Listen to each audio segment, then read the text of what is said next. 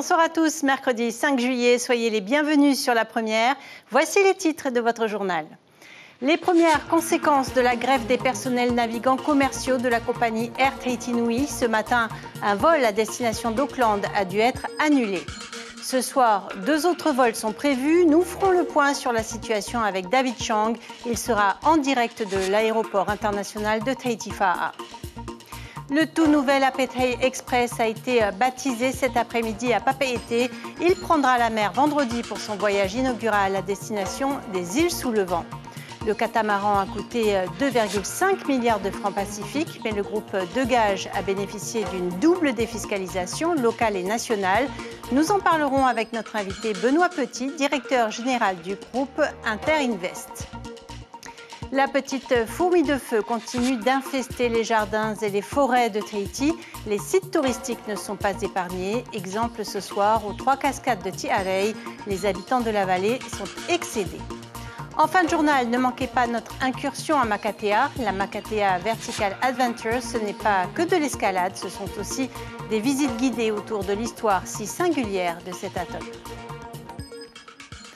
Un vol à destination de la Nouvelle-Zélande annulé. Les syndicats d'Air Tahiti Nui frappent fort en ce deuxième jour de grève.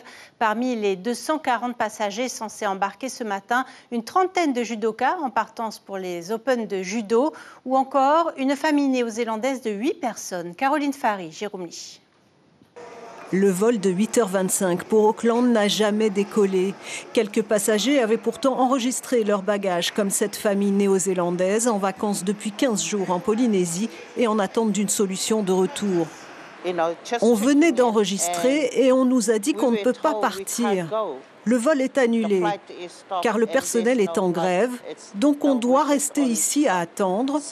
On attend. Avant que la compagnie ne prenne en charge ses passagers, l'une des grévistes leur propose un hébergement chez une hôtesse.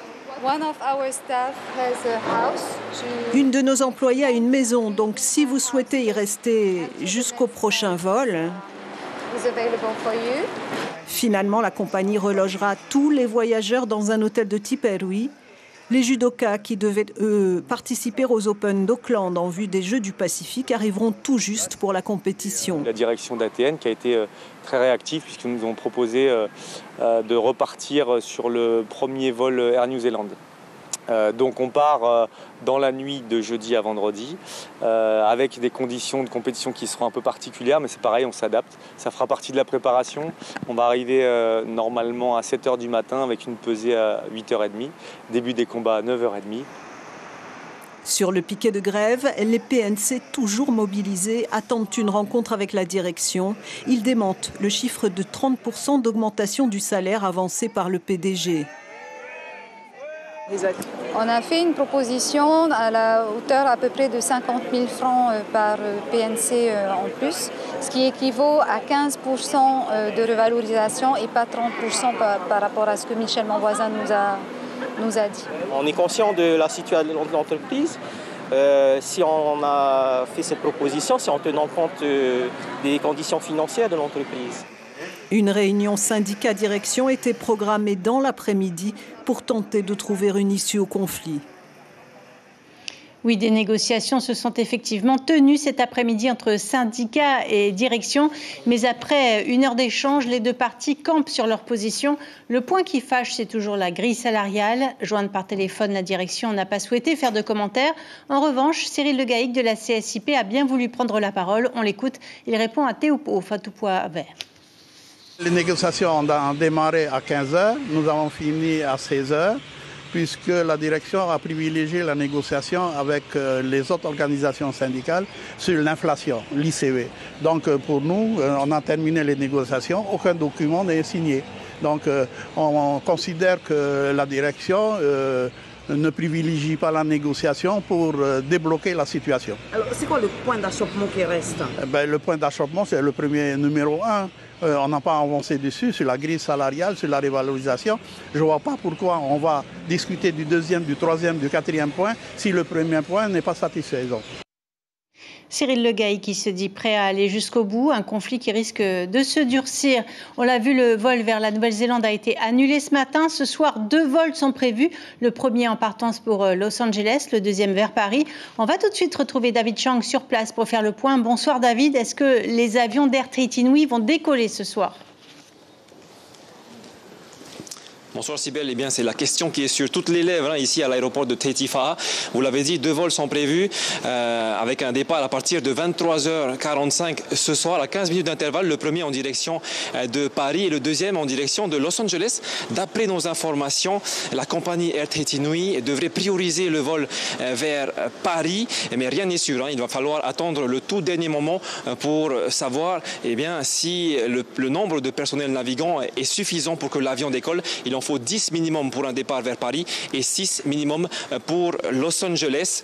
Il y a des passagers également qu'on a vus qui tentent de s'enregistrer sur le vol en direction de Paris pour être sûr de rentrer ce soir. En tout cas, ici, quelques passagers sont déjà là. Nous les avons rencontrés, on a discuté un petit peu avec eux et il y en a qui ont appris la nouvelle ce matin. Et bien sûr, l'inquiétude est bien présente. Et merci beaucoup David et merci également à Patrick Tsing derrière la caméra. Ça y est, le bateau flambant neuf du groupe de Gage est baptisé. La première rotation de la Paithai Express est prévue vendredi vers Huahine, Raiatea et Bora Bora. Le catamaran était arrivé le 26 juin dernier à Papeete, plus racé que son prédécesseur. Il promet un trajet plus court vers Huahine, 3 heures au lieu de 3h50. Le bateau peut embarquer 574 passagers ainsi que 16 tonnes de fret. Le navire à grande vitesse a été construit par le chantier naval du groupe australien Austral, situé au Vietnam, où l'armateur polynésien a déjà fait construire 6 de ses navires. Écoutez l'émotion de Samuel Maton, le directeur général du groupe, au micro de Patita Savea. C'est l'aboutissement de 2 ans de travail. Ça fait 2 ans qu'on a lancé la ligne des Raromatei et on a commandé assez rapidement, après avoir lancé la ligne, ce nouveau navire, parce qu'on savait qu'il nous fallait un navire spécialement dessiné pour la ligne, pour faire opérer sur cette desserte. Alors la première destination c'est Huahine et le premier départ aura lieu vendredi à 6h30. Et on reçoit tout de suite Benoît Petit. Bonsoir. Vous étiez à l'inauguration également de la Paithai Express tout à l'heure. Merci d'être avec nous. Vous êtes le directeur général du groupe Inter Invest. C'est votre cabinet qui a géré la défiscalisation du navire à Paithai Express. Un investissement de 2,5 milliards de francs. Il a bénéficié d'une double défiscalisation. C'était une opération de routine pour vous. Quel rôle avez-vous joué exactement ? Alors c'était une opération importante puisque la défiscalisation a apporté 2 fois 800 millions de francs pacifiques au groupe de Gage qui a permis effectivement de boucler le plan de financement du bateau. C'est une opération, ce qu'on appelle en double défiscalisation, donc avec une défiscalisation loi du pays, c'est-à-dire que c'est la Polynésie qui apporte une contribution significative, et ça a été couplé avec une défiscalisation métropolitaine, où là aussi, l'État français prend sa part de responsabilité et d'engagement, en accordant également une défiscalisation pour un montant de 800 millions. Et on a aussi... Parmi les secteurs qui font historiquement appel à la défiscalisation, le tourisme, mais au bout du compte, les hôtels ferment les uns après les autres et ces mêmes propriétaires qui ferment leurs hôtels investissent après dans de nouveaux établissements. Est-ce qu'il n'y a pas quelque part un abus de l'outil de défiscalisation ? Alors, il faut savoir que la défiscalisation existe depuis une longue période. Les premières lois, c'était les lois Ponce, puis après la loi Paul, la loi Girardin, aujourd'hui la LODEOM. Et bien entendu, l'État a conscience, que ce soit la Polynésie ou l'État français, de certains manquements qui ont pu avoir lieu dans le passé. Aujourd'hui, les choses ont énormément changé. Un agrément aujourd'hui, c'est 18 mois, 24 mois d'instruction, à la fois pour le pays et à la fois pour la métropole. Il faut aussi garder en tête qu'aujourd'hui, il y a une obligation d'exploitation d'un hôtel pendant 15 ans, sinon l'exploitant est redevable. Ce n'était pas le cas auparavant ? Tout à fait, ça a été inclus assez récemment dans les lois, ce qui est un changement qui est quand même assez significatif. N'oublions pas également que les investisseurs qui contribuent à ces projets sont aussi responsables si les projets tournent mal ou l'avantage fiscal peut être confisqué. Donc la loi évolue, les instructions sont longues et in fine, je crois qu'à la fois le nouveau gouvernement en Polynésie comme Bercy sont très sensibles à ce qu'il y a pu avoir dans le passé pour ne pas reproduire les mêmes erreurs. Oui, justement, hier, vous avez rencontré le président Moetai Broderson. Il vous a fait part de sa politique d'investissement, moins de grands hôtels, sortir de Tahiti, Moorea et Bora Bora. Vous planchez en ce moment sur l'hôtel Apatoa de Raiatea, un 4 étoiles. C'est en bonne voie ? Alors, pour Apatoa, c'est effectivement en très bonne voie. C'est un dossier qui posera sans doute aucune difficulté, comme vous l'avez dit, qui est soutenu par le gouvernement. Le président m'a indiqué finalement 4 grands secteurs sur lesquels il souhaite que l'investissement soit tourné. Le premier, vous l'avez dit, c'est le tourisme. Le second, bien évidemment, et c'est aussi le cas pour les autres départements et collectivités d'outre-mer, c'est la transition énergétique. Le troisième, c'est tout le secteur primaire. Et ça, c'est assez intéressant. C'est faire en sorte que la Polynésie soit plus autonome, à la fois sur l'agriculture, à la fois sur les transformations qui sont assez simples. Et enfin, le dernier, qui était cher au président, c'était toutes les nouvelles technologies, le digital, sur lequel il souhaite aussi que l'investissement soit tourné. Alors, quand on est un porteur de projet, quelle est la marche à suivre exactement? Est-ce qu'il y a un montant minimum au niveau de l'investissement? Quelles sont les conditions requises pour celui qui veut recourir à la défiscalisation? Alors, votre question est intéressante, puisqu'aujourd'hui, la défiscalisation elle est ouverte à la fois aux toutes petites entreprises comme les grandes entreprises et les grands groupes. Les dispositifs ne sont pas tout à fait les mêmes. Aujourd'hui, si vous avez on va dire un projet qui fait moins de 28 millions de francs pacifiques, vous êtes dans un dispositif qui s'appelle le plein droit. Donc à partir du moment où la loi est respectée, votre projet est éligible. Et pour faire très simple et ne pas perdre nos téléspectateurs, ce qui est éligible, ce qui est productif, là, effectivement, il y a de la transformation et de la valeur ajoutée. Toutes les activités de commerce où il n'y a pas de transformation ne sont pas éligibles. Après, si effectivement on a des projets de plus grande taille, on passe par une procédure d'agrément qui se passe à Bercy, sur lequel les temps d'instruction sont plus longs. Beaucoup de diligences sont faites. Je rappelle que le HOCER donne son avis sur les projets. Je rappelle que le ministère des Outre-mer donne son avis sur ces projets. Et bien entendu, on peut aussi ajouter la défiscalisation en loi du pays quand c'est éligible. Merci beaucoup pour toutes ces explications. Avis donc aux porteurs de projets. Merci Benoît Petit. Je rappelle que vous êtes le directeur général du groupe Inter-Invest. Merci encore. On continue de parler finances avec ce chiffre, 199 milliards de francs pacifiques. C'est le montant des dépenses de l'État en Polynésie française l'année dernière, 6,6 milliards de plus qu'en 2021. Pour vous donner une idée, ce chiffre représente le double des recettes fiscales de la Polynésie. David Chang, Patrick Zinsing.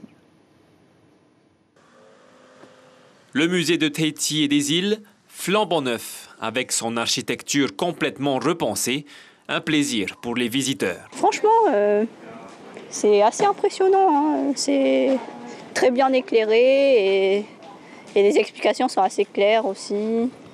C'est super accueillant et tout, ça donne vraiment envie d'aller visiter. L'établissement a nécessité plus de 700 millions de francs de financement, dont la moitié provient de l'État. La majorité de ces 199 milliards de francs est dédiée à l'exercice des compétences du pays par le biais notamment de l'éducation nationale. 67,9 milliards de francs sont utilisés pour rémunérer les enseignants du premier et second degré des secteurs publics et privés. Sur les 200 milliards effectivement versés par l'État, il y en a 80 milliards qui sont là pour rémunérer les fonctionnaires de l'État. Les fonctionnaires de l'État, je le rappelle, il y a plus de 80% des fonctionnaires de l'État qui sont polynésiens. Autre priorité renforcée par Emmanuel Macron lors de son déplacement en Polynésie en juillet 2021, la création d'abris anticycloniques dans les Tuamotu. 44 abris doivent être construits d'ici 2027, un financement qui représente 82 millions de francs. Cet abri nous servira de centre de secours d'incendie. Dès qu'il y aura vraiment un cyclone qui passera sur notre atoll, donc on mettra toutes les affaires de côté et on invitera la population à venir dedans se réfugier en attendant que le cyclone passe. Avec notamment l'indemnisation des victimes du nucléaire, les dépenses de l'État vont encore augmenter en 2023 et en 2024.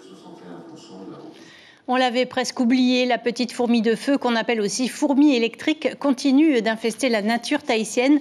Les habitants de la vallée d'Onohea à Tiarei n'en peuvent plus. L'association Te Ara Maoro réclame des solutions aux autorités publiques pour éradiquer ce fléau, et notamment le classement des insecticides sur la liste des PPN. Le reportage de James O. Dans sa plantation de taro, Te Rei Mateata ne compte plus les piqûres d'insectes, notamment celle de la petite fourmi de feu. Selon elle, ce fléau est apparu suite aux inondations de 2015. Même avec les rats qu'on nous donne, qu'on achète même au machin, au magasin. Et du coup, c'est... Ça part pas complètement. Non. T'es obligé en tout cas de revenir par derrière et de tout le temps nettoyer. Même tu te fais piquer. C'est compliqué. Et ça fait mal quand ça pique? Ça brûle, hein. Oui. Ça brûle. Teraï Mateata préside l'association de quartier Teara Mauro créée l'an dernier. Avec les membres du bureau, ils ont bien essayé d'interpeller les pouvoirs publics, sans succès pour l'instant. On a essayé de demander des aides à la DIREN, mais trop compliqué. Il faut faire un courrier et on s'est arrêté pour ces demandes d'aide. On a même prévenu la mairie par rapport à ces fourmis de feu. Aujourd'hui, la population de Umhea vit quand même de la culture vivrière. On n'est pas sur un champ énorme, mais avec cette petite fourmi de feu, plus rien n'est possible. 3 kilomètres plus loin, le site touristique des Trois Cascades de Fa'urumai. Un cadre idyllique, une végétation luxuriante, mais derrière ce décor de carte postale, la petite fourmi de feu étend son territoire dans l'indifférence générale. En effet, ici, rien n'indique la présence de ce nuisible de couleur orangée. Contactée par notre rédaction, la présidence n'a pas donné suite à nos demandes d'interview d'un représentant de la DIREN, la direction de l'environnement, qui indique par retour de mail avoir alerté le gestionnaire du site, en l'occurrence le service du tourisme. On part à Makatea où depuis 9 ans maintenant, l'escalade est devenue l'activité principale de l'île. À l'occasion de la Makatea Vertical Adventure, une visite a été organisée pour rappeler l'histoire de cet atoll surélevé et notamment l'exploitation de phosphate pendant les années 60. Situé à 236 km de Tahiti, Makatea n'est accessible qu'en bateau. Arihoete Fafana et Sandoli.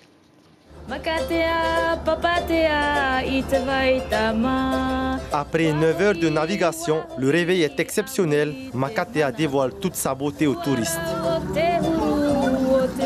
Accueilli par la population et les vestiges de son passé, une seule envie, découvrir l'histoire de ce petit paradis perdu au milieu du Pacifique. Cette population vous souhaite la bienvenue à Makatea. Et nous espérons que vous passerez un agréable moment en notre compagnie. On a fait une super traversée et tout a l'air génial. Le lever du jour à l'arrivée, c'était top. Content d'arriver, content d'être là. Bien envie d'aller l'explorer l'île là. Et la traversée, ouais, c'était cool. Ça va être la découverte. Vraiment, on ne sait pas trop ce à quoi s'attendre, hormis les sites d'escalade. On ne sait pas trop, on verra. La journée s'annonce bien chargée. Il est important de prendre des forces, rien de tel qu'un baume à Tahiti avant de débuter l'aventure. Une fois que les participants seront prêts et tout, on va tous partir en fait en randonnée pédestre ou en vélo ou bien en véhicule pour une visite historique du patrimoine de l'île en passant sur les différents sites stratégiques et touristiques de l'île, notamment ceux liés à l'histoire de l'ancienne extraction. Bétail venant de Nouvelle-Zélande était débarqué directement sur le quai, là vous avez débarqué ce matin. Et puis tout ça s'était acheminé vers l'abattoir et préparé pour terminer après sur les tables ici à la boucherie. Makatea porte encore les cicatrices de son passé, 60 ans d'exploitation de son phosphate. Du jour au lendemain, 300 familles sont laissées à l'abandon, tout comme ces vestiges, dernières traces d'une époque ancrée dans la roche calcaire de l'atoll. L'occasion de rappeler l'histoire de Makatea avant l'ouverture du festival de l'escalade.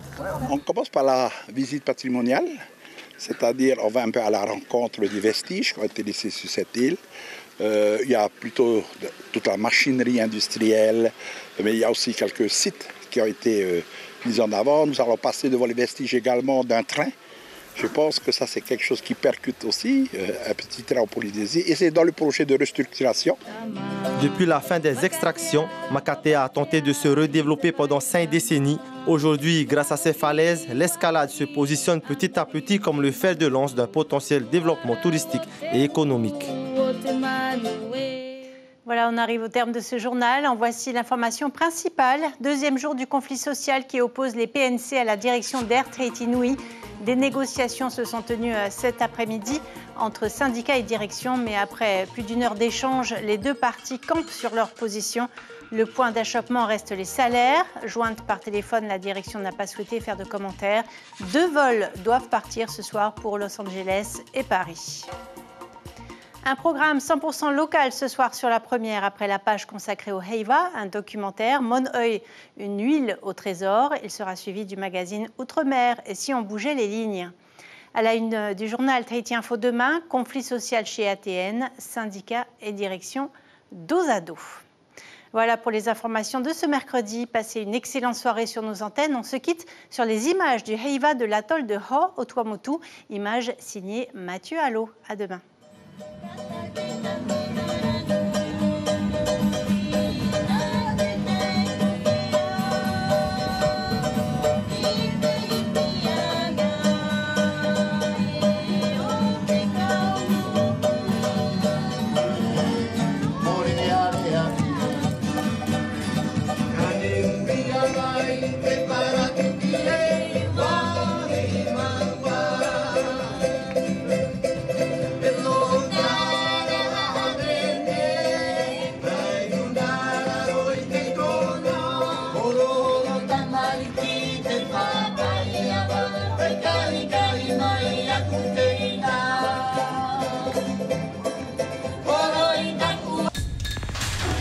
L'information en continu sur Polynésie la première, Internet et réseaux sociaux.